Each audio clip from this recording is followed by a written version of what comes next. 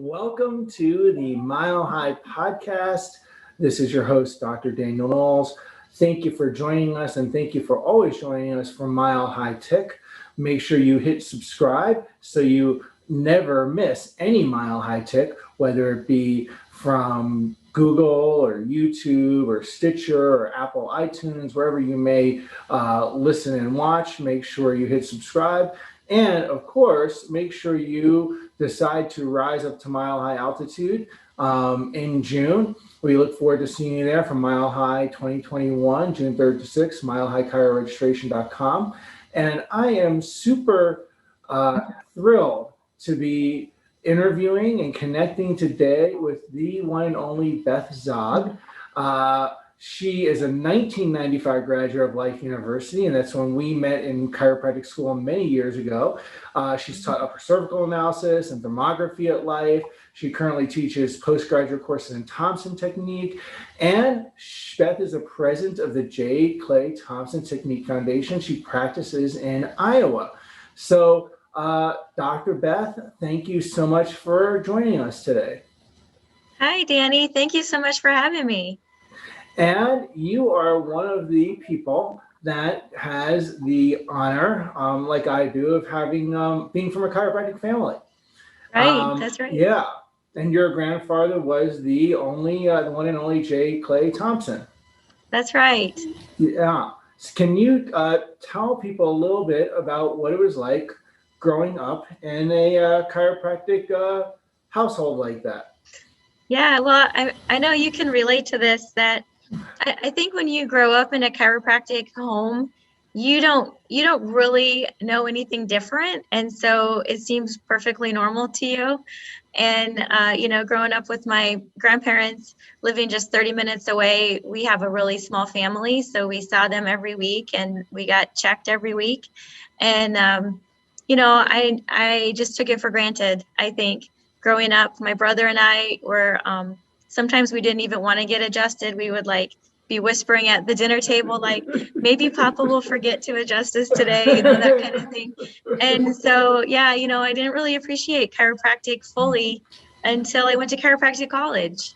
I can relate completely. Completely between my brothers and sisters, and yep, I know what that is like very well. Yeah, and I mean, I was very naive about chiropractic in a sense, because the only chiropractor that had adjusted me was my grandfather. So when I went to chiropractic college, I had never seen a lumbar roll, a rotary brake, a cervical chair. Like, everything was new to me, and I was like, what is all this stuff, So I had a lot to learn when I got to school. Oh, wow. We have not had this conversation before, and I can relate so much. Yeah. Because when I went to Sherman College, I had gone to a couple of chiropractors when I was really young, but then when Donnie Epstein, when my mom married him, and that became what I knew chiropractic to be, when I came to Sherman, I was really shocked. I was like, I thought this was that didn't match up. So I can very much relate. We should have further conversations when we're at Mile High together about this, because I'm sure we'll have fun. Yeah. Yeah. And then now you run the Jay Clay Thompson Technique Foundation. And you practice in Iowa. Right. So can you say a little bit about your grandfather and about Thompson approach? Oh, yeah, sure. So, a lot of the old timers know my grandfather's story, but a lot of the younger docs and students in schools today really don't know much about Clay Thompson. So my grandfather was one of those people that came into chiropractic because he was dying. He was dying of diabetes after he had an injury at work. And he had kind of a medical background. He had been a pharmacy assistant. And so he had no faith in chiropractic, and he only went to see a chiropractor just to make his dad kind of happy. And within 16 days of getting adjusted, he was healed and he never had diabetes again.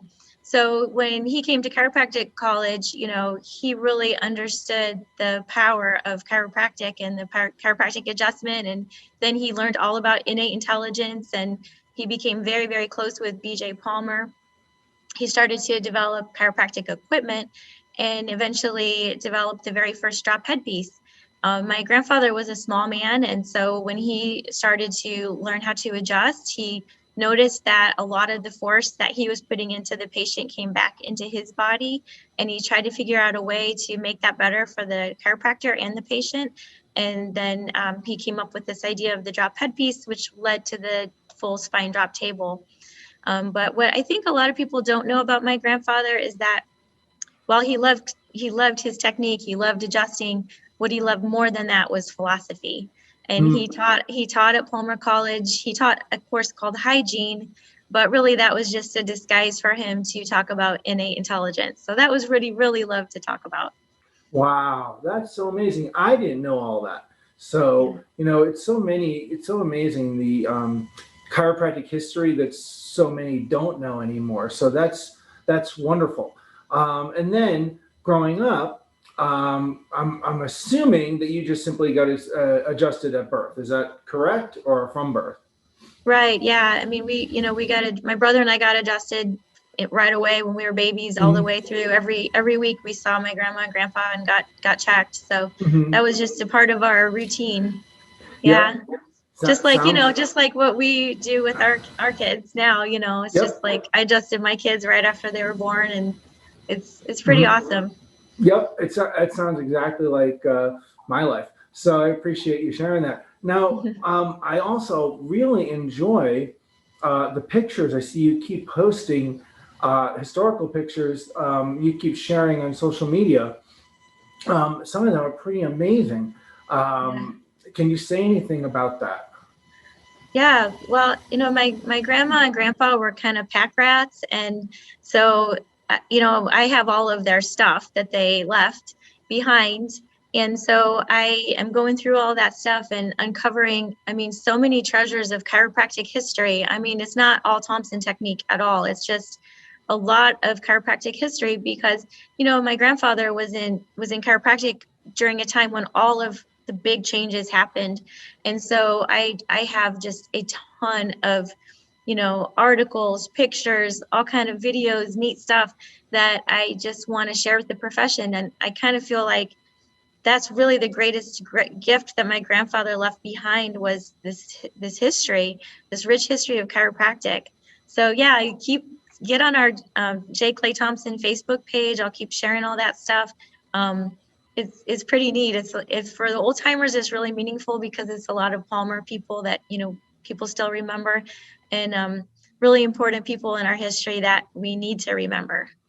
Yes, and I have a lot of adoration for Thompson methodology and the work. So it's really inspiring.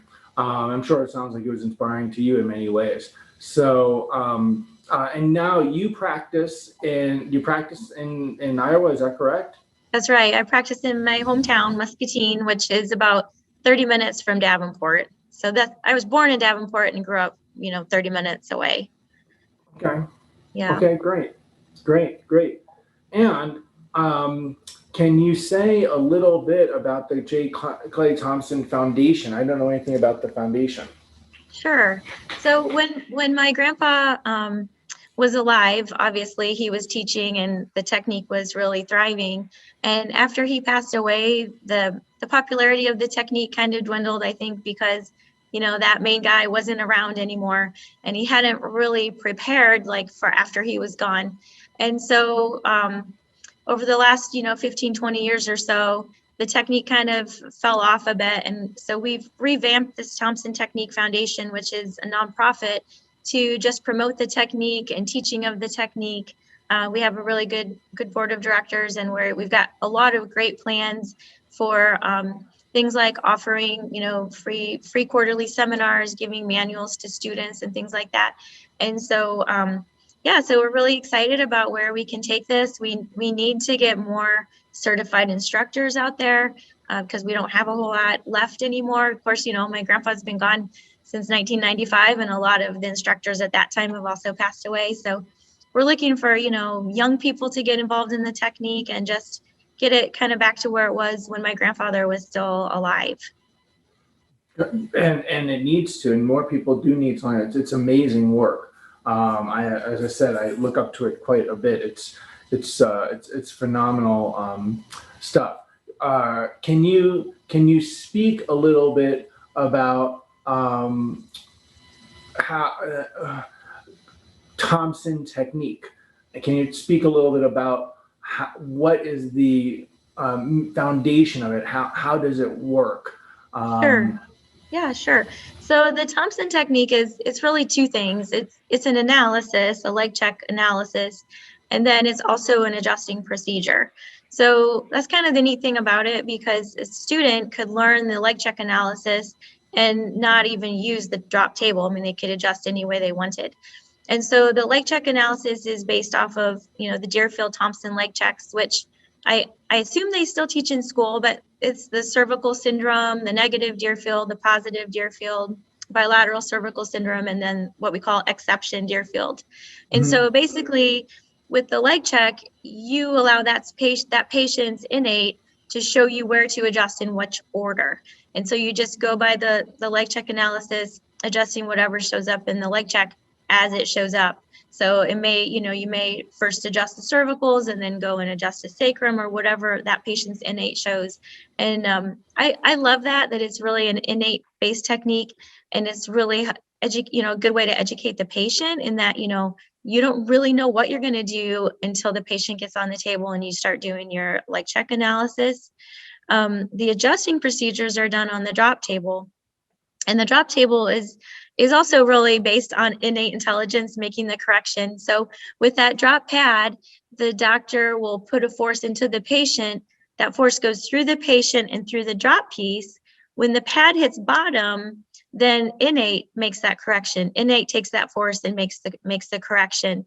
And so the speed of the drop allows the chiropractor to use just enough force to get the pad in motion. So it's should be more gentle, for the doctor and the patient.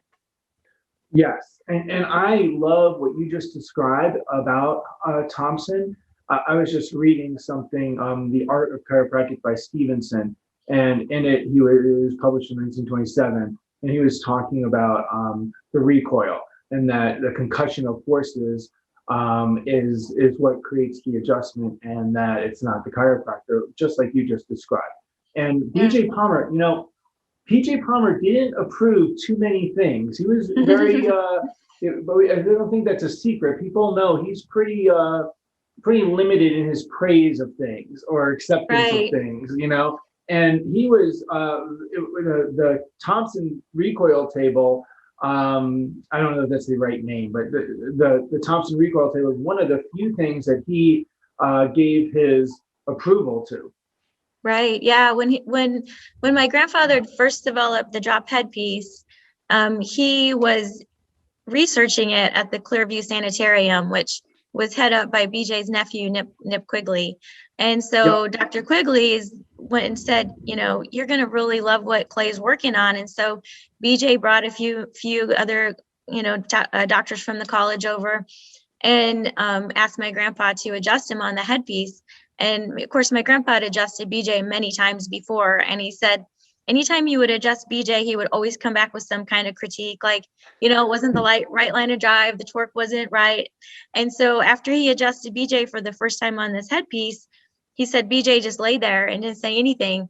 And, my grandfather thought, well, that's it. He hates it. And BJ got up and he said, this is going to revolutionize chiropractic. And what people don't realize is that it was BJ that encouraged my grandfather to develop the full spine drop table. Wow. And BJ sent my grandfather over to Europe to promote the table, and it was kind of a big deal. And I'm sure that BJ lost some of the hardcore docs because of that. But also I do have to say BJ never called anything in the lower spine a subluxation, right? But just said that those were problems that needed to be addressed also. right.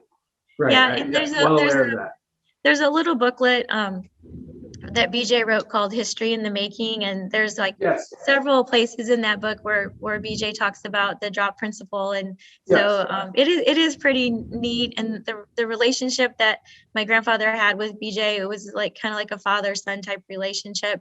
So of course, I have great fondness for BJ just because of that, and I have a lot of letters from BJ to my grandpa, so we'll share all that stuff eventually.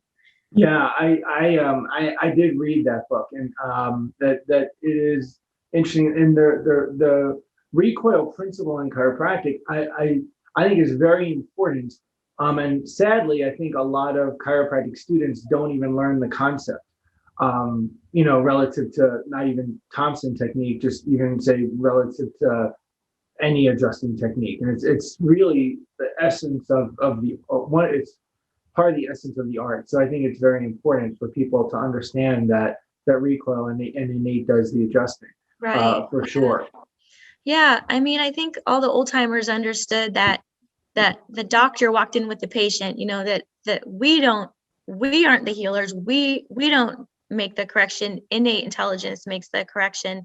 And, I see a lot of things on social media, on like chiropractic, Facebook pages or what have you, where these young doctors are like, this patient has this condition and that condition, and what do I do to treat it? And what do I do to treat that? And I mean, the truth is, we're not responsible for treating all those conditions. We're just Right. responsible for one thing, to locate and correct the subluxation, and then innate will do the rest. And so it takes a lot of stress out of practice when you just keep your focus on what is really chiropractic. Right. Absolutely. Absolutely. And sadly, a lot of people don't. So now, philosophy, talking about chiropractic philosophy, because you said your grandfather really loved chiropractic philosophy. And so do I, and I'm sure so do you. Talking now, coming back to you, what inspired you early on, or either when you were a child or maybe when you got to chiropractic school, when did you have like an aha moment about the chiropractic philosophy? Yeah, well, so I was not interested in becoming a chiropractor in college at all. I was studying. I was studying to be a professional dancer. So I was studying ballet and modern dance, and I had plans to go to New York and try to become a modern dancer. And but that's pretty hard on your body. And Yeah. so I was having a lot of problems with tendonitis, and I mean, I hate to admit this, but I was taking like 11 or 12 aspirin a day just to be able to function, because in dance, if you take time off, you don't get parts, and so I really couldn't rest. I couldn't heal from that. And I was becoming very concerned that I would have a pretty short career, just because I couldn't heal from these injuries. Wow. So about that time, my grandfather was going down to Atlanta for a birthday party. Dr. Sid Williams was having a birthday party for my grandpa at a dynamic essential meeting. And so my grandma and grandpa wanted my mom and I to go. And so we went down, not really knowing what to expect, which truthfully we should have, because I had been to other D meetings as a young child, but I guess I didn't really pay attention. So when my mom and I got to this meeting and we were around like all these chiropractors that were so excited about chiropractic, and like loving each other and hugging each other, and it was really had an impact on me. And I started thinking, maybe I should go to a chiropractic college. And so it was a really tough decision. And I mean, I really did grieve over not dancing anymore. That was really tough.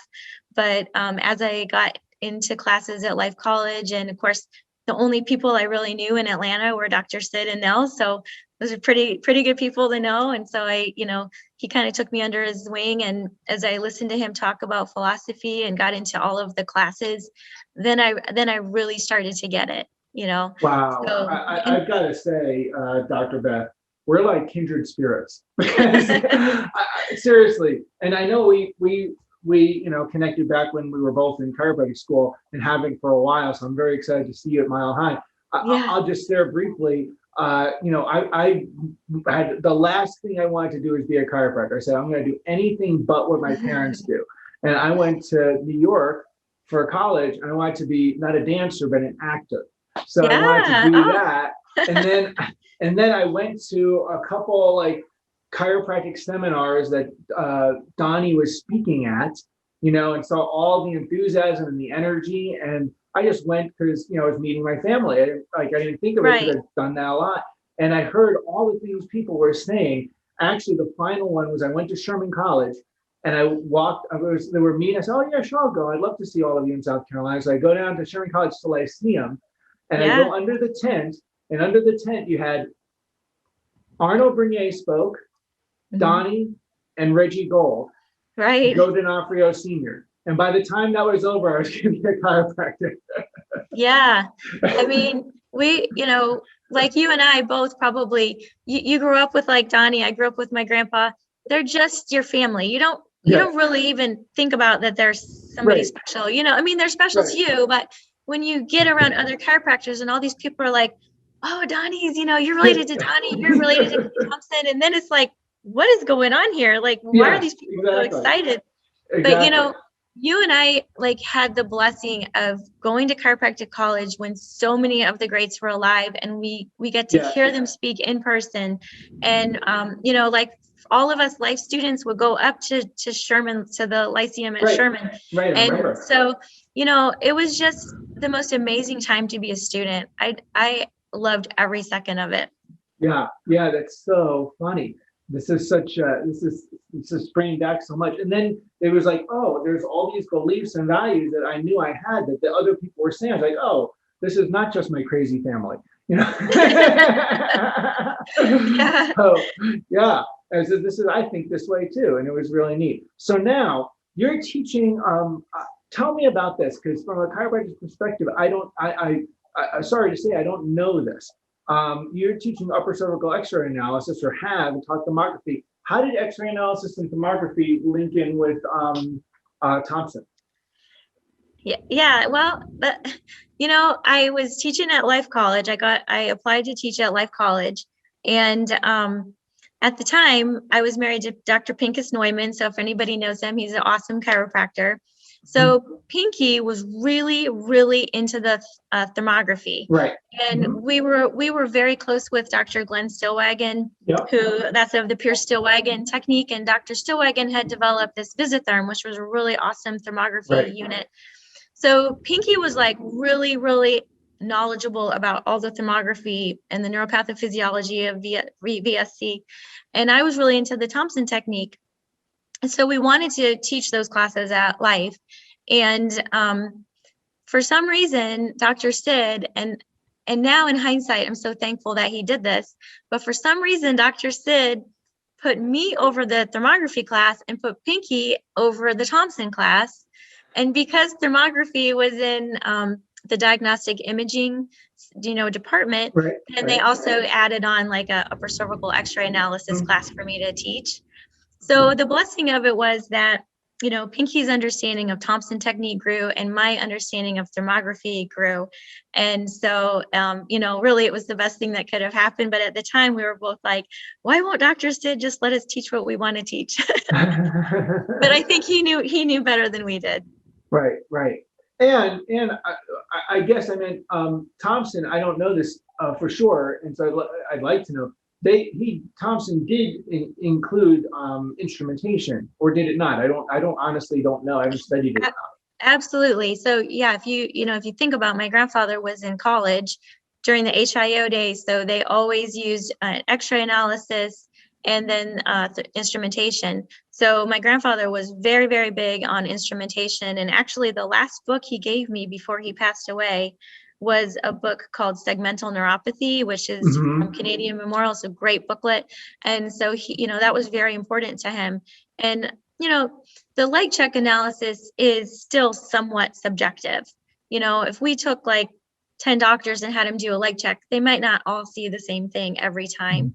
Where your instrumentation is really an objective measure of vertebral subluxation, looking at the skin as a window into the nervous system. So it's a great check and balance to have that pre and post thermography check, because like 90% of the time my technique will clear the subluxation, but sometimes it doesn't. And so you need to kind of have a little bit of objectivity there. And so the instrumentation is a great thing. Right now in my office, I use the Titron device. I really like that. So yeah, I like talking about that. And since I've taught it, I have a lot of information on it. Unfortunately, it's not a topic that it is a little bit boring. I mean, people don't really want to take a deep dive into that, but I do love the neuropathophysiology to help people understand how skin temperature is a really objective measure of vertebral subluxation. Yeah, I am. I'm a big outcome assessment fan in the instrumentation area, multiple things, and X-rays. I think it's vital. I actually think it helps you develop your art, because Right. it helps you become a better adjuster when you see things don't change. Then it helps you grow as a practitioner, Yeah. and as well as when things obviously do change. Yeah. So since we went into that topic, and since you taught thermography, and you're very, can you talk a little bit about why that's important, the neuropathophysiology of why instrumentation is important? Because a lot of people that never get introduced to that in chiropractic school whatsoever, sadly. Yeah. Well, I think that it's easy in practice to, start chasing the patient's symptom. If you don't have an objective measure, it's really tempting to feel really good about yourself when the patient's symptoms get better, and then Right. feel really terrible about yourself when the patient's symptoms get worse or don't go away. And so from a patient education standpoint, we need to get the patients focused on how is their nervous system functioning. Let's not focus on the symptoms. Let's focus on function of the nervous system. And so with the scans, you can really educate the patient, like, you're making progress, your scans are improving, get their focus off of, whatever their symptom is. So from our standpoint, of the doctor standpoint, it helps us keep on track, and it helps us become a better chiropractor. And sometimes it's kind of humbling to know that, like, what I've been doing isn't working, so I need to either change what I'm doing. If I really can't figure it out, then I'm going to send that chiropractor send that patient to a chiropractor down the road, maybe send to a friend that does a different technique, because what's best for the patient is always the most important. With the model of subluxation that we use for thermography, and I think a good one is phase model. With that, you kind of look at, when you have that motor unit, you have that subluxation, you've got that loss of juxtaposition, which may or may not be seen on an X-ray. And when you have that loss of juxtaposition, you've got all those little sensory nerves around that motor unit sending information into the cord. And so you may have pain, but we know you may not always have pain, right? I mean, we check people that feel fine and they need an adjustment.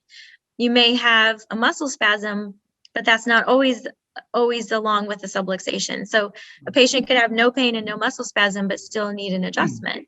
Mm-hmm. And then the thing that always happens, though, with the subluxation is that sensory information goes into the cord at the lateral cell column, which is the part of the cord that houses the cell bodies for the sympathetic nervous system.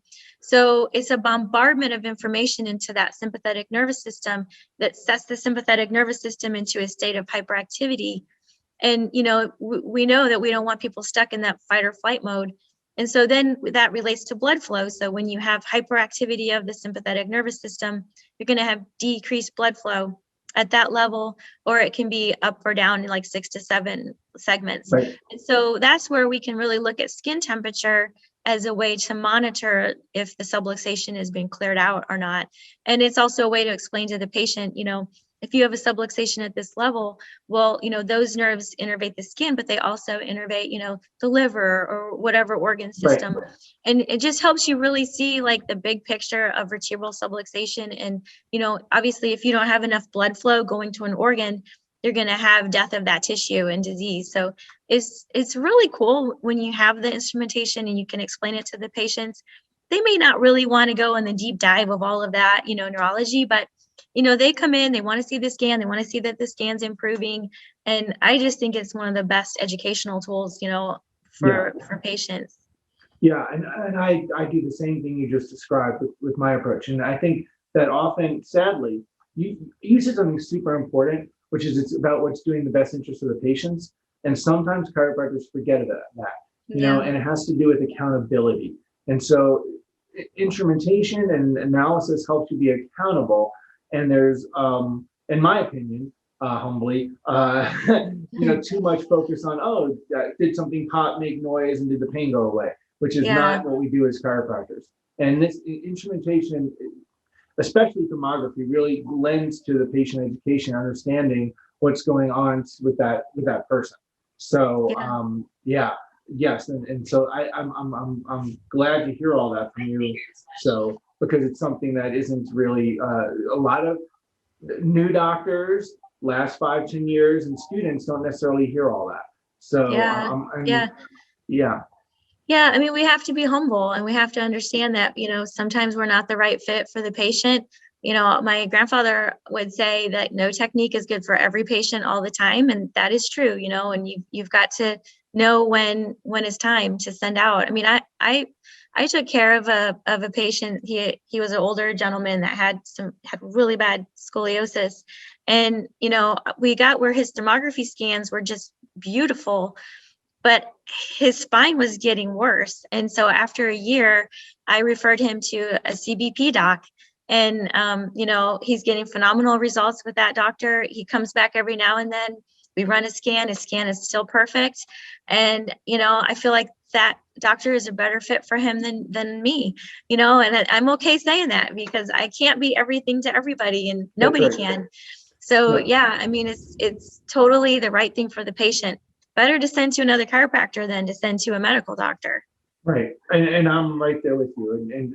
And sadly, that humbleness is sometimes we don't have as much. And again, what's best for the person that you're taking care of? Because they're the one who's spending their time, their money, their energy, and it's their health on the line, not yours. Right. Right. So yeah. Yeah. Well, and I mean, you know this from with Donnie, when we look back at like all of the technique developers, they were not enemies. They worked together. They shared information. I mean, it wasn't a competition. They were all out for the same goal. Right. And so I think sometimes we get a little divided when we really shouldn't be. Mm-hmm. Yeah, I agree. So now I agree. And that's part of why we put on the Mile High event. It's part of why we decided we've never done this before, that we're focusing on the art, and everybody's presenting different things about the art of chiropractic from different perspectives, which will be very, very interesting. I'm actually really very excited about it. I think it'll be a good place of growth for many people. And it's we can have unity within our diversity and learn from each other. And there's not enough of that, I think, in chiropractic, and grow together as compared to throw rocks. A little bit too much throwing rocks in the profession, unfortunately. You and I have both seen that over the years. Yeah. So, yeah. Well, I think it's great what you're doing. I can't really, and I've been in chiropractic. I mean, I grew up with it. I can't remember a time when somebody brought together like so many techniques in one place at one seminar. I love that. I think it's the best thing for everyone that's going to attend. I personally can't wait to hear all the other docs speak. I'm thinking the same thing. I'm like looking, I'm like, I can't wait to be there and attend. Right. So yeah, I want to hear what they say and get better with these, and get better at looking at analyzing spine. Now you talked about how they're bringing in new instructors. You talked about and invigorating. I don't know if that's the right word to say, but reinvigorating. Can you talk a little bit about that, about what's next for the Thompson approach? Yeah, so we want to increase the number of technique seminars around the world. And initially, when we started this foundation up, we wanted to have instructors, all around the world, so that we didn't always have to fly instructors from the United States to other countries. And so that's still our goal, to really get instructors all around the world, so it's more convenient for people to travel and get to classes. With this whole COVID thing, though, this last year has been pretty tough. So this year, and we're going to revisit it next year, but for this year only, we are allowing instructors to offer certification courses online. So it's kind of a new thing for us. I don't know if it'll be a permanent thing, but just because so many of our instructors, like we have Dr. Sheridan Kay, she's in New Zealand, she can't travel and teach seminars, and because of the lockdowns and that. And so, we're just trying to figure out ways to be able to promote the technique in this environment that we're in.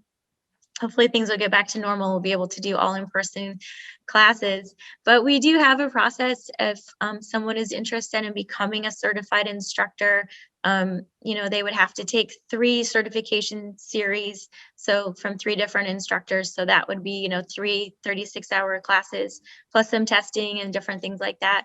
But we really need some some young people, because a lot of us are getting up there. We aren't going to be able to do this forever. So we really are looking for young people that are interested in the technique. Yes, yes, and that's very important. So hopefully that at Mile High, there's a lot of people that get introduced when we to it that maybe didn't get introduced to it. And Yeah. yeah, and this is what you just described is going on in a lot of camps. We'll just say camps. Right now, and I know we had our struggles with that, with having online and virtual teaching and how to travel. And this will pass. So Right. Yeah. hopefully And I sooner mean, than later.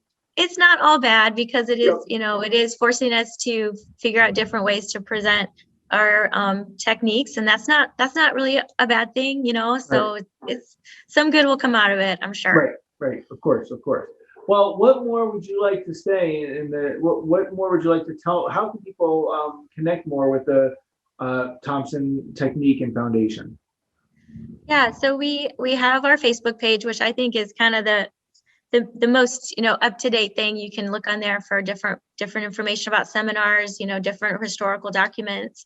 Our website is thompsonfoundation.org, and that we will be updating with seminar information.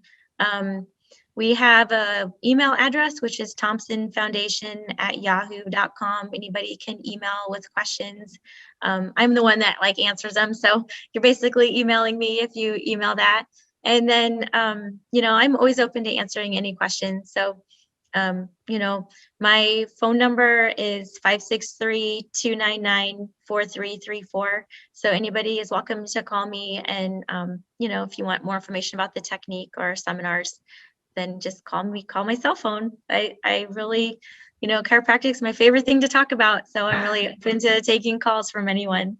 Well, that's very generous of you, and truly, Clay Thompson brought, very important innovations to chiropractic that are foundational, and people need to be aware of. I know that it's very influential on the work that I do. I don't think it would have existed without Thompson, for sure, because he brought those concepts into the analysis, the art of chiropractic. So yeah, and wow, this has been very exciting. Yeah. So what do you you said how you were excited to be at Mile High. What are you going to be sharing? Well, so I'm going to just be covering the basics of the Thompson technique, just an introduction to the leg check analysis and the adjusting procedures, and hopefully just get a little interest, so people will want to take a little bit deeper dive and maybe take a 12-hour class. So yeah, I'm really excited. This will be my first Mile High, and I can't wait to get there. Well, we can't wait to have you there. So Yeah. thank you for taking your time to be on the podcast with us. And is there any last thing about chiropractic or chiropractic philosophy that you want to share with anybody? Yeah, I guess I would just say, keep the big thing the big thing. Keep your focus on locating and correcting subluxation. That's it. That's the most important thing. Yeah, I agree, and I think our profession needs a little bit of a renaissance in that thought focus, because at time we've shifted from that, and I put the energy into Mile High because I want to see that, not from a place of any particular methodology or particular camp, but rather that our profession needs to have a shift back to what it is that makes us separate and distinct. Yeah, thank you for all you're doing. I look forward to seeing you guys in person. We look forward to seeing you there. And again, thank you so much for taking the time to sharing on this podcast. Thank you, everyone, and thank you. I know people are going to just really enjoy hearing from you at Mile High in June. So if you guys haven't pulled the trigger on getting seats, what are you waiting for? milehighchiroregistration.com, and you get all the details there. It's going to be really something quite special. And Dr. Beth, I look forward to seeing you. And hey, everyone, remember, when you are watching or listening to this, hit subscribe so you don't miss an episode. Thanks, Danny. Thank you so much. Thank you for all that you're doing for chiropractic and for quote Dr. Sid, revivifying. Revivifying an area that really it needs to be learned by many, many more people because it's really the essence of key principles in our art. So thank you so much, and everyone. We look forward to seeing you at Mile High. And if you enjoyed this, tell others to join us there and keep changing spines and lives and minds with chiropractic. We'll see you in higher ground in June. Thank you, Dr. Beth Zogg. Thank you.